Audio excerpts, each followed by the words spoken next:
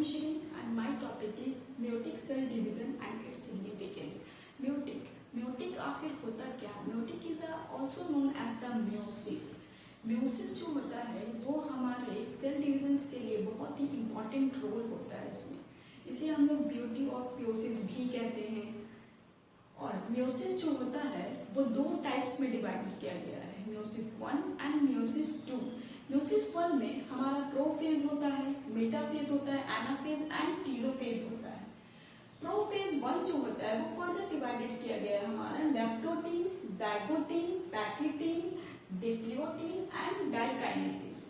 ये है मेरा लेप्टोटीन. लेप्टो मीन्स होता है लपेटा हुआ, कंडेंस्ड होता है. इसमें जो हमारा क्रोमैटिड्स जो होता है वो एकदम क्रोमैटिड्स जो होता है वो एकदम कंडेंस्ड होता है, ठीक है. और इसका जो न्यूक्लियर मेम्ब्रेन होता है, न्यूक्लियस होता है, वो सारे डिसअपियर होते रहते हैं धीरे धीरे. जाइगोटीन में क्या होता है? जाइगोटीन में ये दो जो क्रोमैटिड्स हैं वो दोनों एक अरेंजमेंट के साथ आ जाते हैं. पैक्टिन में क्या होता है? पैचेस लाइक स्ट्रक्चर हो जाते हैं जिसमें क्रोमैटिड्स जो होता है वो दोनों जो एक दूसरे पे अटैच हो जाते हैं. ये दोनों एक दूसरे के ऊपर हो जाते हैं, ठीक है, ओवरलैप करते हैं, जिसे हम लोग पैचेस लाइक स्ट्रक्चर हो जाता है. इसीलिए इसका नाम भी है पैक्टिन. एंड ये जो हमारा स्पेस है ये होल्ड करने का स्पेस है दोनों क्रोमैटिड्स को, जिसे हम लोग साइनेप्सिस कहते हैं. ये क्या करता है कि हमारे एक्सचेंज करता है मटेरियल को, जेनेटिक्स को एक्सचेंज करता है, जिसे हम लोग रिकॉम्बिनेशंस भी कहते हैं. ये हमारा डिप्लोटीन में क्या होता है कि ये जो दो हमारा क्रोमैटिड्स है ये एक क्रॉस हो रहा है. यहाँ पे क्या हो रहा है? क्रॉस हो रहा है. इसीलिए इसे हम लोग क्या कहते हैं? चियाज़्माटा कहते हैं. ये हमारा डिप्लोटीन में आ जाता है. एंड डाइकाइनेसिस में क्या होता है कि ये जो दो हमारा क्रोमैटिड्स है ये सेपरेट होता है, ठीक है, सेपरेट होता है, जिसे हम लोग टर्मिनलाइजेशन ऑफ चियाज़्माटा कहते हैं. अब हम लोग पढ़ेंगे मेटाफेज फर्स्ट के बारे में. मेटाफेज फर्स्ट क्या होता है? तो मेटाफेज फर्स्ट जो होता है ये हमारा है सेंट्रोजोम. ये मेरा सेंट्रोजोम है. सेंट्रोजोम में इसके अंदर सेंट्रियोल्स है. सेंट्रियोल्स क्या करता है कि ये अपना थ्रेड धागा फेंकता है ताकि वो सेंट्रोजोम को पकड़ सके. तो वो अपने सेंट्रोजोम को क्रोमैटिड्स को वो पकड़ रहा है ताकि वो इसमें उसको इस थ्रेड से अटैच हो जाए. ये थ्रेड से अटैच हो रहा है मेटाफेज में, ठीक है. ये जो है मेरा नीटोकोर है. ये this one is the kinetochore and this is the centromere. Centrosome, centrioles, and this one is a centromere. Okay, and this is the chromatids.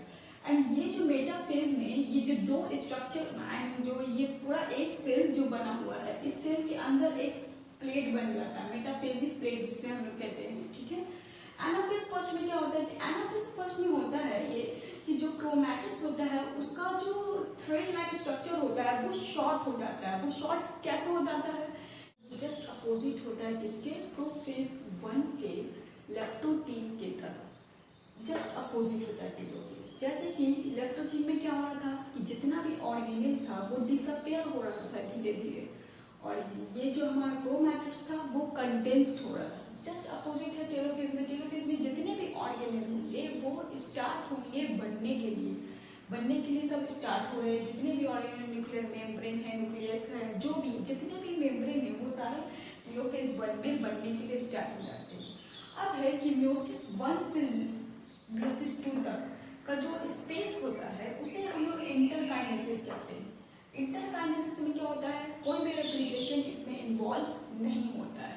जबकि म्योसिस 1 जो होता है, म्योसिस 1 से पहले एक इंटरफेज होता है. इंटरफेज में क्या होता है? ये हमारा G1 फेज आता है, सिंथेसिस फेज आता है, फिर उसके बाद G2 फेज आता है. G2 फेज में होता है क्या है? G2 फेज जो होता है अगर पोस्ट सिंथेसिस DNA होता है, जबकि G1 जो होता है वो प्री DNA सिंथेसिस होता है. एंड S फेज मीन्स की सिंथेसिस फेज होता है, ठीक है. ये सारे जो होते हैं phase, interphase that means interphase जो होते हैं वो प्रिपरेशन करते हैं, रिप्रोडक्शन के लिए प्रिपरेशन करते हैं, सेल डिविजन के लिए. फिर म्योसिस में जब आता है फिर वो रिप्रोडक्शन करते हैं, फिर वो जाते हैं G1 फेज में. ये सारे स्टेजेस है. अब हम लोग पढ़ेंगे म्योसिस 2 के बारे में. Meiosis 2, okay, meiosis 2 that means की prophase 2, okay. And meiosis 2 telophase में लोग पढ़े थे कि जितने भी मेम्ब्रेन होते आई मीन जितने भी ऑर्गेनेल होते हैं वो सारे स्टार्ट होते हैं बनना।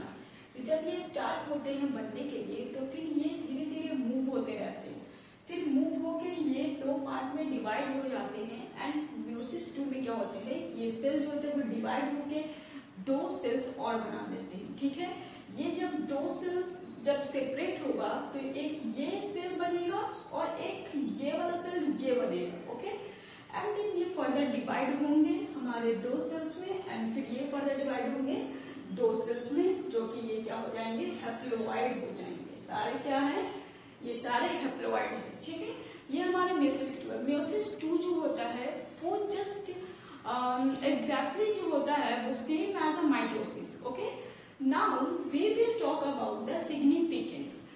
म्योसिस का सिग्निफिकेंस क्या होता है? तो सबसे पहले है फॉर्मेशन ऑफ गैमेट्स। गैमेट्स का फॉर्मेशन कैसे होता है, एक्सप्रेशन ऑफ जेनेटिक इंफॉर्मेशन। हमारे इंफॉर्मेशन को, जेनेटिक इंफॉर्मेशन जो होता है हमारे पेरेंट्स में जो कि प्रेजेंट होते हैं उसे हम लोग एक्सप्रेस करते हैं, जो हमारे ऑफस्प्रिंग में आते हैं वो इंफॉर्मेशन उसे वो एक्सप्रेस करते हैं उस बच्चे से। ठीक है, उस ऑफस्प्रिंग से। Now maintenance of chromosome number, chromosome का जो नंबर होता है उसे भी हम लोग मेंटेन करते हैं। ठीक है, इससे म्योसिस के सिग्निफिकेंस है, ये सब इंपॉर्टेंट है। म्योसिस का सिग्निफिकेंस है मेंटेनेंस ऑफ क्रोमोसोम नंबर। ठीक है, assortment of chromosomes crossing over and mutation. Thank you.